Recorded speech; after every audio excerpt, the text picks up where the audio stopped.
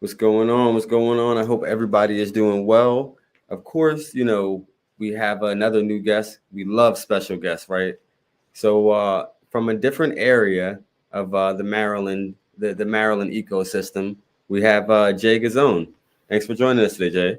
Hey, what's up, man? Thank you for having me. Happy to always talk a little bit about cannabis and get into it. Yeah, so I'll just put this out there. For several years, I have a good friend, Mac Dawson. A lot of people know him. Uh, very very good. Cannabis. I call him like a cannabis sommelier, right? So he calls himself an interpreter, and he's taken a lot of classes and courses. But he had been trying to get me to meet you for several years before I kind of bumped into you at Remedy. So by divine Classic. intervention, by divine intervention.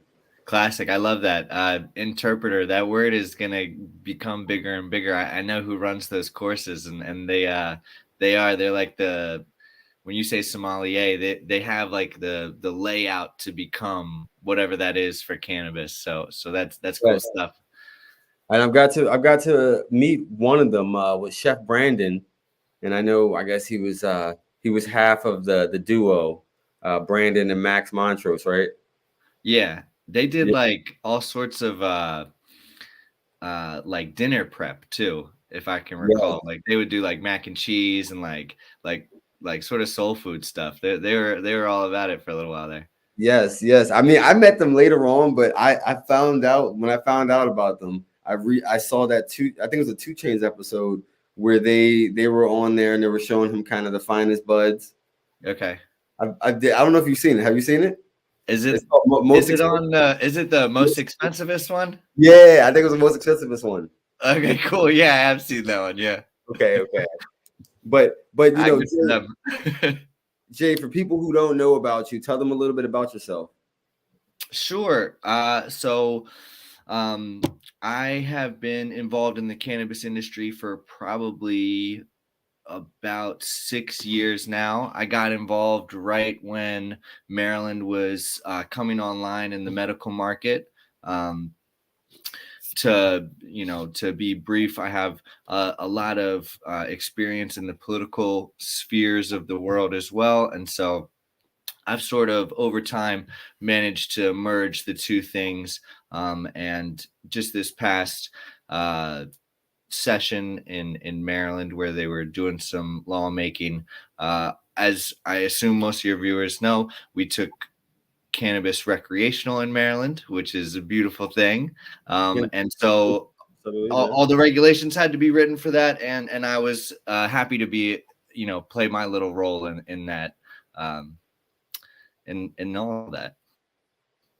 Hey, for sure. I mean, I knew But that that's there was a only lot. recently. Go ahead. No, you went out a little bit. I couldn't hear you for a second, Jay. Oh, so I was just saying that's what I've been doing recently. But I've worked in dispensaries. Uh, I've done events for cannabis. We've done. We had the first medicinal event in Maryland that was like a ticketed event ever. That was the first year of cannabis. We did it on I don't know if anybody knows Braglio Farms, but we had about 500 people come out there for that one. That was fun to organize, and it was even more interesting was that we got fined for it, and so I know how being that goes. a part of all this growth, it has been really fun to see, man. Taking it to now, we're about to have, anyone who's over 21 is going to be able to just walk into a store and buy weed. It's amazing. Yes. Hey, so there's many things you hit on. You hit on, of course, Maryland becoming a recreational state, and you hit on the fact that you guys were doing events early, and so I think that that's going to be big. The fact that people are going to be doing events, and I've always pushed responsible adult use, and tried to further the conversation, and I feel as though you could probably tell me if I'm right or wrong, but like politicians, they've always seen the, I guess, the economic side and the Sure. benefit that can come from cannabis, but a lot of them didn't want to be, and still kind of to this day don't want to be associated with cannabis, right? And so like I think that Yeah. I've done a good job of taking under the mantle and saying like you can be a serious legislator, you can be an advocate, for many things, but cannabis can be one of the main ones, and that's why, of course, I wear the moniker. But a lot of times, I have to kind of correct older adults sometimes, or people who can be anti-cannabis, to understand that like the reason I say that is because that's the reason I became an advocate, was because of the cannabis laws in the early 2000s, and of course like how they affected me as a young teenager or young adult. And so Sure. that's what made me become an advocate, and I wear that title, but I remind people that cannabis is not the only thing I advocate for, but Sure. we can create opportunities through cannabis. I'm gonna tell a little brief story. This one's about myself. And so that being said, I want to put a caveat on this whole story. I've never been in trouble with the law. This isn't as deep as it goes for a lot of people. I agree with you wholeheartedly. When you look at the long history of cannabis, it was plaguing the communities that we all, have. We all know the statistics, right? 80% of drug cases are from the Black community, and you can look at there's a lot of the Last Prisoner Project, and there's a couple other nonprofits out there that sort of address these things and how to get records expunged and all the wonderful things that the law actually is sort of dealing with right now. They really are trying to help folks recover from some of these wrongs, right? But that being said, I'm going to go to like my little personal story, right? And say that, yeah, that it's all silly. So it's because it's silly. So I was working for a nonprofit called the Community Action Council, and it's right here in Howard County, and they do wonderful things. I love this organization. This is not me. I don't want to be a downer on these guys. They're good people. They run rental assistant programs. We had 4 Head Start schools, so schools for little kids. We had a food bank, and it's the first food bank in the nation where people just shop regularly through the store. Like, you don't just get handed a bag. So there's sort of like this dignity element in that. And then we had a weatherization program. I gotta go visit that. What is that one? Y'all still got that going? Yeah, man. This is just the Howard County Food Bank. It's, we're not hiding. I gotta go check that out. All right, continue. So I was working for them for about 2 years. And ultimately at this pivotal moment I'm talking about, they had a couple vans pull up to the office one day, and it was a drug test. And so you literally just had to walk out into the back and you peed in this van. And of course I tested positive for cannabis, which it was what it was. I mean, I wasn't going to work high. That wasn't really my style. Sure. I was a recreational user, but either way. So I get fired from that job. And within 2 months was when the Maryland medical market was about to open up, right? And so I sort of took it as a sign. I took it as my own little sign. I was like, all right, well, if you're going to fire me for this stuff, I'm not only going to transition my life into this, but I'm going to say to myself, obviously we have some problems with imaging, right? Obviously we have to redefine the face of what a cannabis user is, right? It can't just be this really negative version of somebody who's lazy, somebody who's unmotivated, somebody who doesn't want to work, right? Like, sure. I was managing millions of dollars of grants at this nonprofit for good things. Like, we were working on things that help people. This nothing that I showed up to work. Either way, that's about me. Yeah. I immediately get hired at the dispensary in Columbia, and it's Remedy, and Remedy's fantastic. I'll definitely shout them out. Please go shout out to Mitch. Yes, Mitch. Make it rich. Mitch. He's the man, Mitch Trellis. Everybody go show your love to Remedy. It's one of the best experiences you can have in a dispensary in Maryland. I stand by that. They have awesome little highlights on brands, all good things, right? So you got hired by Remedy, you get picked up by Remedy. And I sort of said to myself, I want to do this because I also want to be the face of a cannabis user in my hometown. I grew up in Howard County. Remedy was the very first dispensary to open in Howard County. And so I wanted to sort of own that. And we had great success in those first few years. We took, like I said, we were the first dispensary open in Howard County, and we became the dispensary with the highest margin of market share in Maryland. And we were for almost the first 2 years. We had almost 15% of the market share. Like I said, Remedy's a fantastic place. But what I learned through that experience, one, and is what I was saying earlier, it's silly. Cannabis doesn't stop you from being a productive member of society. And then two, and this was the part that I think is important to hone in on to policymakers. And it's funny because now we're going into a rec model, so it's not exactly as important, but I find it important for myself. Cannabis truly is medicinal. There is value in cannabis, man. People really do use it to help them in their day-to-day, and taking away from that conversation, it isn't fair. I'm happy that we're in a recreational model. I'm happy that anybody can access this stuff without, having to sit in parking lots and get worried about getting beat up over a couple $100, right? Like, Absolutely. I'm glad that's not what the marketplace looks like, right?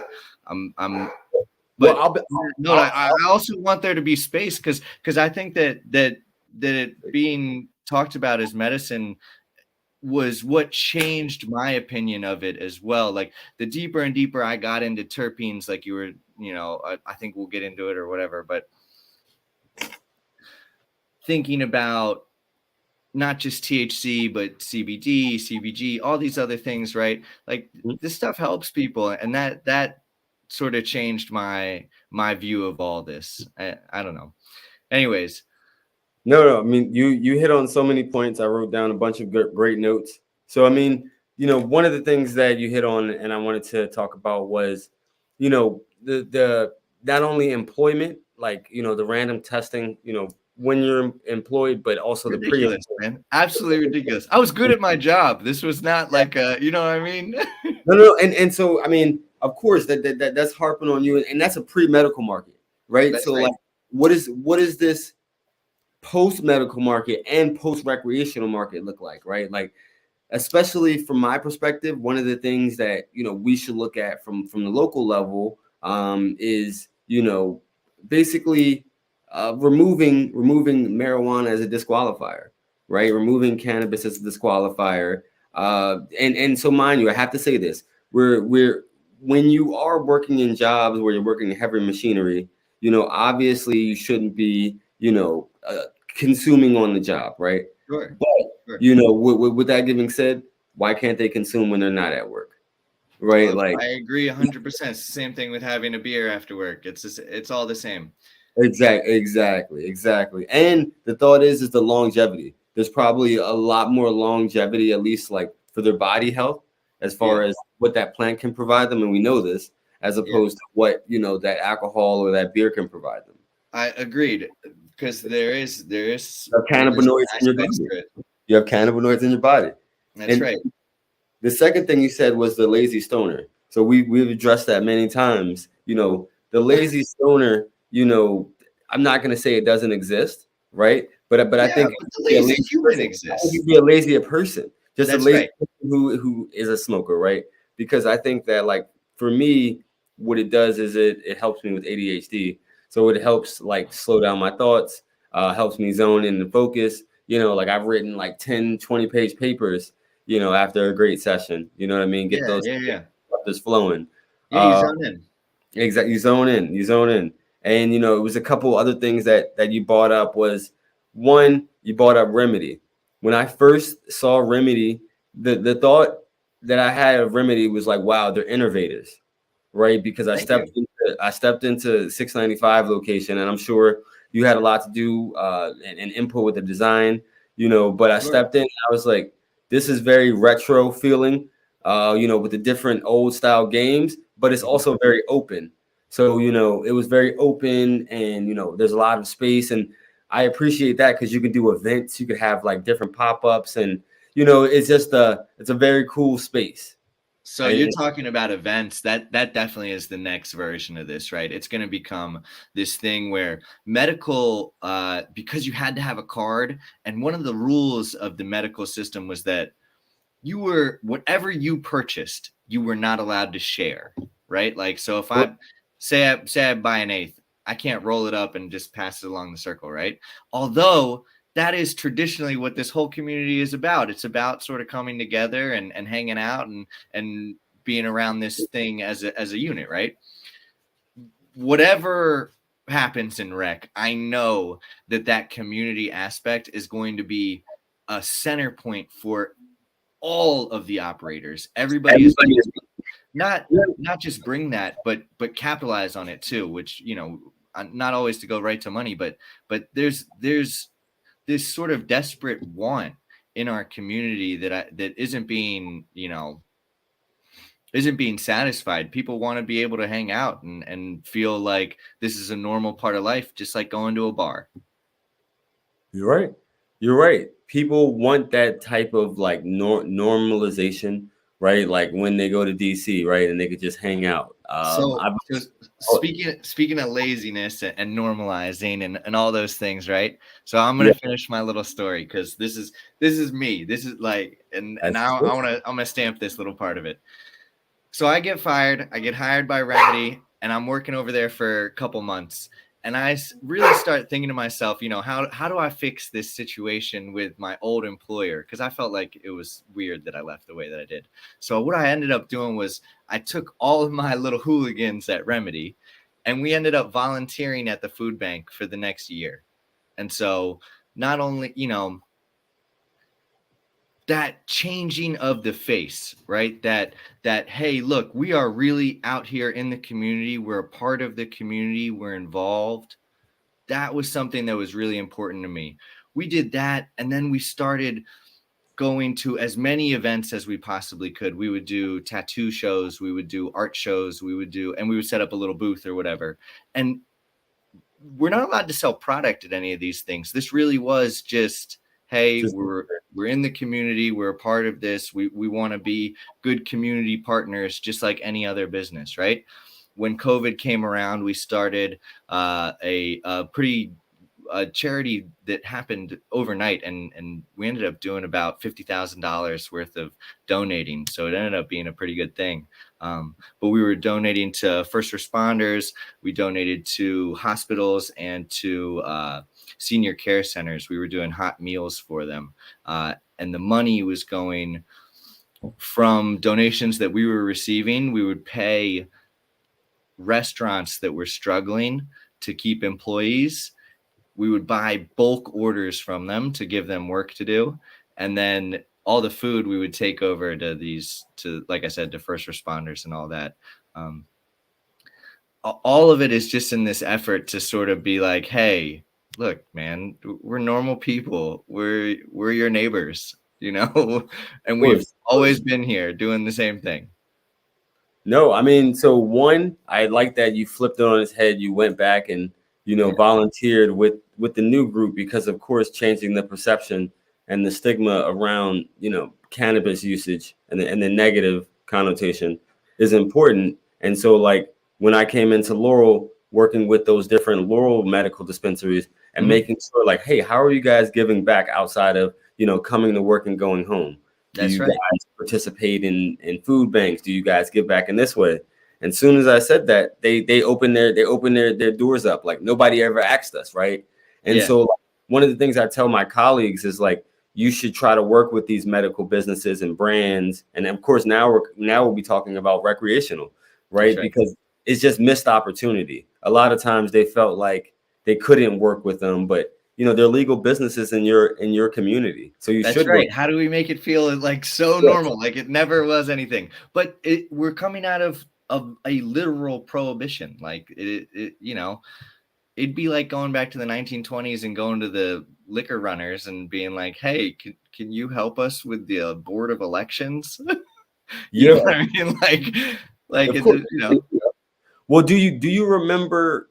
It was maybe a year ago, and it's something Sure. I would like to bring to Laurel, but I think it was in Denton, Maryland. It was like, was it a hemp fest or was it Canna Fest? I don't know if you remember that. There's It been was so many. There's one I want to highlight though, if we want to talk about festivals. It's I think it's called Free the Trees. It's going to be at Montgomery County yeah, Fairgrounds. coming up. That's coming up. Oh my gosh, get all your people hip. That's going to be the party of the year for cannabis. My friend is the one who's organizing it. I think she already has 10 or 12 sponsors. There's going to be a bunch of informational booths there too. So like if you're hip to psychedelics, if you're hip to yoga, if you're hip to arts and crafts and all sorts of crazy stuff, there's going to be like just a bunch of vendors out there that are trying to interact. But You're right. She specifically has this like learning part of it where she wants everybody to like get hip to all these new things, right? Psychedelics was the one that she was really trying to bring in heavily to it as well. Her name's Erica Lehner, and she's awesome. You should have her on your show too, man. You'd love definitely. Just all you got to do is connect me. I love having different individuals, and I've been aware of it. If anybody's following me on Insta, I've been sharing their graphic. It looks like a very cool event. Yeah, it's gonna be awesome. I know that I would, if I'm around, I'm going. I'm definitely gonna participate in any way, and I appreciate the fact that they're introducing the psychedelics, because that's how people, psychedelics is next up, and they should be. It should be. Totally. That's what I've been into a lot lately. I have a little or psilocybin. Say psilocybin, y'all. Psilocybin. I like that. Philosophy. Exactly. Me and a couple therapists actually have been getting together. We're creating a trade association here in Maryland. We did a lobby day this past session, but we're trying to become the largest trade association in Maryland for psychedelic related businesses, and we'll see what sort of motion we can shake up. But go check us out. We'll have a booth at the Free the Trees Festival as well. And we're called the Capital Psychedelic Coalition. Hey, and one of my good friends, I got to shout her out. I never get a chance to shout her out. Chris Furnish. So she's from MDMJ, and she's a big psychedelics advocate. Love it. I love it. The research is off the wall. It's not even comparable to other drugs. It's so evident that it helps people. It's amazing. Especially in relation to depression. A lot of the recent studies that they've done with psychedelics and depression, and so PTSD and anxiety, all three of them. They really is. They're off the wall. How the patient outcomes that they're having are like in the 65 percentile of like of better than satisfactory. And when you look at the best SSRIs or any other sort of anti-depression medication, they're all in like the sort of 30 to 40 range. And I mean, you compare that to 65%, it's night and day. Wow. See, I didn't know that. Yeah. Wow. Yeah. Huh. And see, this is why we need, of course, more research, more people talking about it. And, I think it's going to be legal next soon in Maryland. Like, as I tell people, when recreational comes, I think it opens the door up for, Maryland's pretty unique. We have, because Johns Hopkins is here, and there's this other, and Shepherd Pratt, and then there's this other facility in Shady Grove that's called Sunstone Therapeutics. And all three of them are globally recognized for their research. and especially Johns Hopkins, they're sort of the golden child of the research center right now. All of them are located in Maryland. There's really no ecosystem that is as has as much depth as Maryland does in that sort of research space for psychedelics. I've had the privilege of meeting a few of these people, and they really are. They're doing some amazing work. Hey, because I didn't even, I knew about the first two, but I didn't know about that third location. The Sunset it was? Sunstone, yeah. Sunstone. Okay, awesome. There's a couple Netflix documentaries on them. They were the ones who were they had the longest running license for psychedelic research back in the 60s and 70s. They were doing research all the way up to like right around 75, 76. And at that point in time, everybody else had been shut down. I really do mean this. Maryland has the most unique history with psychedelics, I think, out of anywhere on the planet. What's the name of Netflix? Because I gotta make sure to check this one. Man, it was one of the. It's one of the. I don't know if it was the How to Change Your Mind one. Oh, okay. I'll make sure to Google it. I'll Google it. Might have been or Fantastic Fungi. I don't remember which one it is. There's been so many lately. I do remember the Fantastic Fungi. Yeah. Okay. We'll say less. And so when you look at Maryland, what's something you want to see in the cannabis industry? Because we have a developing immature market here. So what's something you want to see? I think that Maryland's new law is attempting to leave space for new business owners. I'm excited for them to be able to break into this industry. I wish new business owners in this space all the luck in the world. What I will say is that no matter who you are or your business acumen or your background or what your connections are, it is terribly difficult to get funding for cannabis businesses right now that are just starting. In general, what was seen as sort of the green rush, quote unquote, is not over, because there are still a lot of states that have zero market at all. But in a place where we've gone from a couple years of medical to now this recreational space, a lot of the institutional investors, and you have to go to these guys because the banks aren't going to lend to you because it's still federally illegal. So banks don't give money for it, right? Sure. The institutional guys, where they were like just throwing money at the wall and hoping something stuck, they're sort of slowed down in that headspace. It's not impossible. This is not me saying don't chase your dreams. Please, if you want to get involved, there's so many great ways. Maryland has 2 different funds that applicants can access to help raise capital for their business. And if you are not a current license owner, the fee for a license application is fairly low. I think last time I checked, it was under $5,000, which sounds like a lot, but really, I thought it was 5,000. I think that was right where it ended up. Yeah. They had it at 1,000 for a lot of the conversation, and then I think you're right, it ended at 5. But I know when I went to TPAD, one of the things that CT was saying when somebody commented about the 5, if you don't got 5,000, you don't need to start a business. I mean, I don't want to say that he's right or wrong. What I'm saying is that if you're really ready, you're gonna already be thinking about those questions anyways. You're gonna be so deep into it. You're gonna not be surprised by stuff like that. Sure. No. I mean, I completely agree with you. And you brought up a lot of great things. I think one of the things that I wanted to hit on is we still need at the federal level safe banking, right? And so it will be safer than, of course, selling in the back of a parking lot, but you still got to hire like armed security, still got to deal in a lot of cash. And not so to blow them up, but once a week at Remedy, the boys come through the back. Absolutely. Exactly. So we still need safe banking. Yeah, we still need safe banking for sure.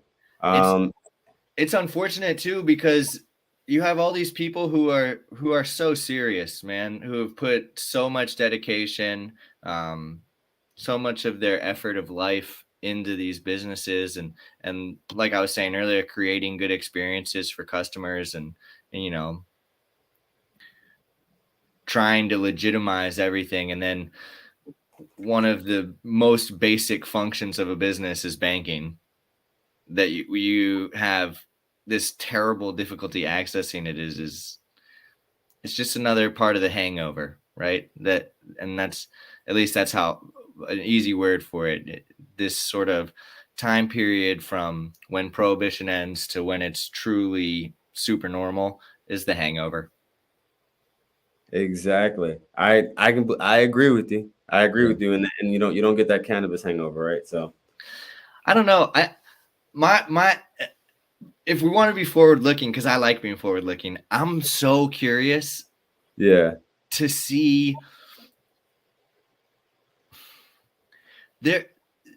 This is sad, but it is real, right? There will inevitably be a Miller Lite.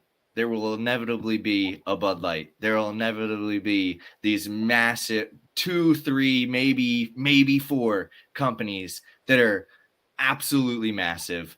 They're household names. They're brands that everybody who, if you do, hey man. shout out to you, Jake. Shout out to you, Jake. But yeah, Sure. yes, We could go deep on that one.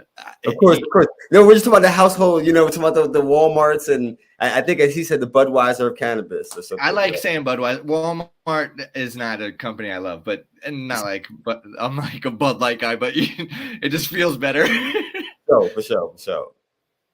It Again, I always compare it to prohibition and alcohol just because it's an easy comparison. It's not like Bud Light was Bud Light overnight, right? Like there's still space, there's still time.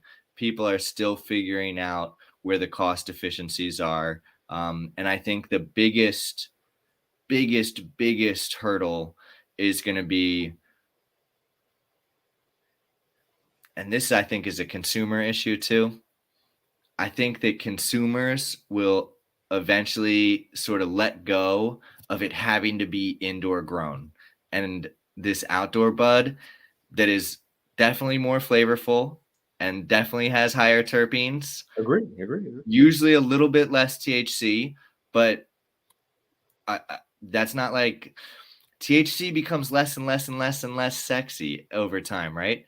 At least that's my opinion of it. Like when small breweries started to become really trendy, all of a sudden everybody was focused on the alcohol percentage, and it was like if it was 8% alcohol, if it was 10% alcohol, it was like really, really good, and that was the expensive stuff, right? But now that breweries, like microbreweries, have been around for 10 years, it's not as sexy anymore to have the 8% beer. Now people are like, oh, but does it taste good? I think cannabis is going to get there.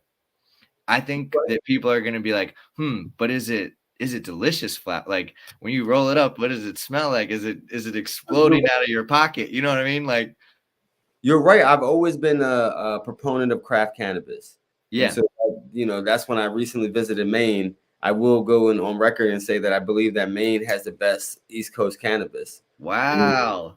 Yes, That's a bold statement.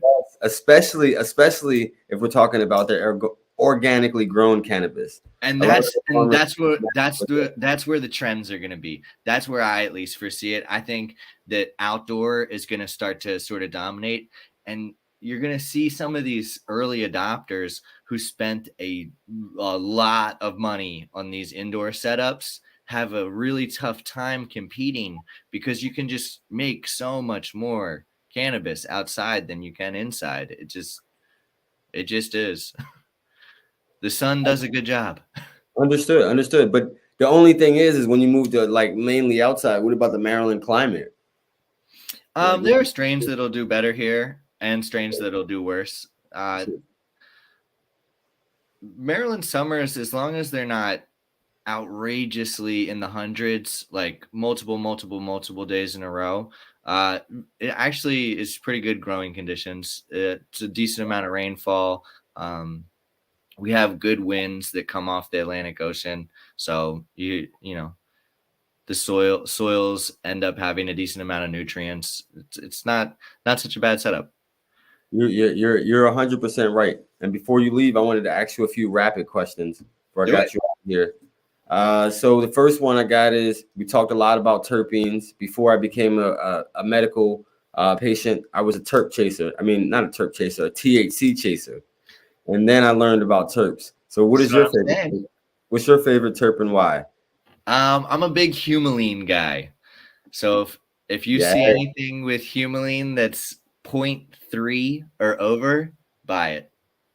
Yes. So humulene, I'd say that's like my second or number three. My number one is limonene. Okay. Yep. And so what's your favorite strain and why?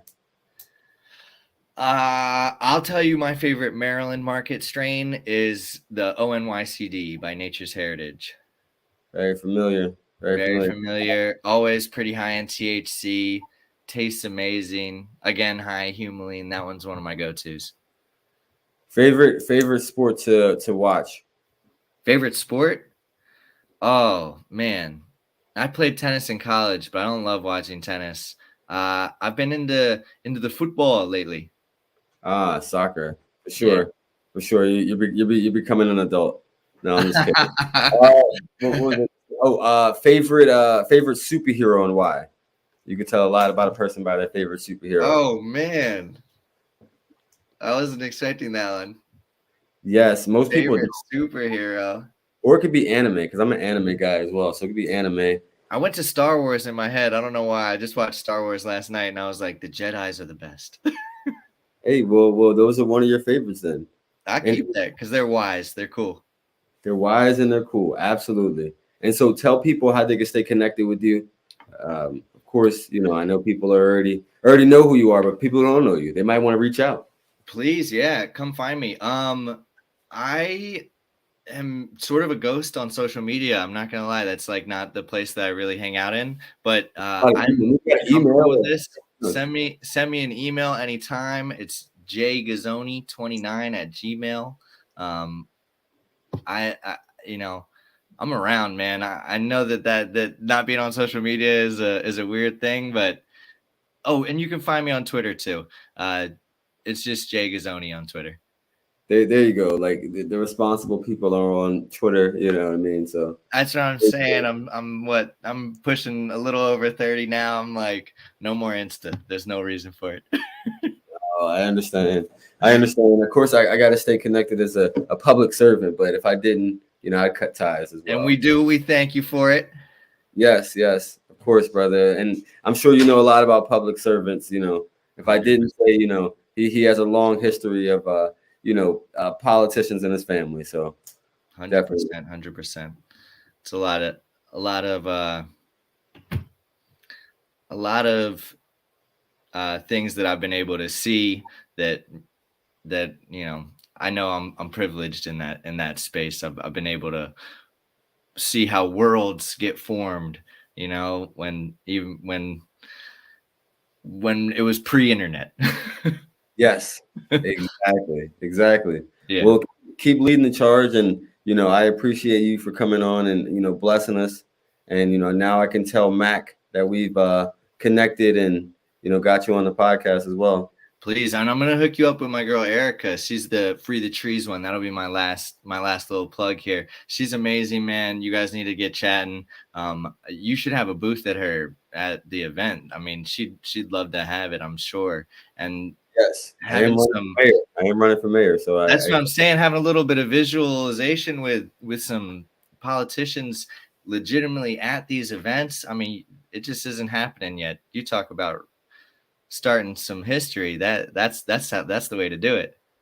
Yeah, no, I'll definitely talk to Erica, because the cannabis councilman becomes the marijuana mayor.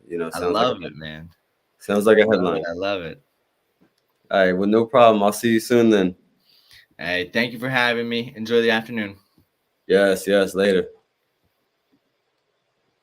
Hey, that was another episode of People Over Politics. Of course, we enjoy new guests. I hope you guys enjoyed it. Leave your comments. Make sure to ask questions.